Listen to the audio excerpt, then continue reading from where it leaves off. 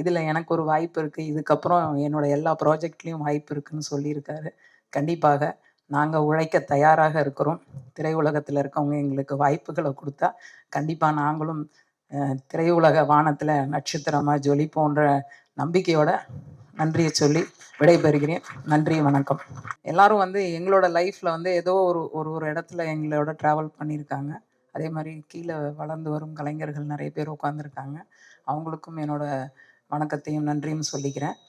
கண்டிப்பாக சுகுமார் பற்றி சொல்லணும் அப்படின்னா நிறைய விஷயங்கள் இங்கே எல்லாரும் சொல்லிகிட்டு இருக்காங்க. பட் அதில் எனக்கு ஒரு மிகப்பெரிய பெருமை அப்படின்னா, நம்ம நீலகண்ட அண்ணன் மாதிரி எனக்கு வந்து அவரோட அந்த பிள்ளையார் சொல்லி மேடையில் வந்து அவர் வைகை புயல் ஐயாவோட ரிப்ளிகா பண்ணும்போது நாங்கள் எல்லாரும் மேடையில் வந்து ஸ்டார்ட் பண்ணோம்.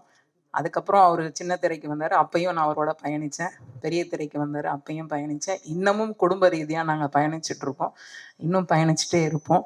அது தடையே ஏற்படாது. ஸோ அவர் இப்போ தொட்டிருக்க இந்த ப்ராஜெக்ட்டு மிகப்பெரிய வெற்றி அடையணும்னு கடவுள்கிட்ட வேண்டிக்கிறேன். அதே மாதிரி டீமுக்கும் நான் எங்களோட குடும்பத்தினர் சார்பாக மனம் நிறைந்த வாழ்த்துக்களையும் நன்றியும் சொல்லிக்கிறேன்.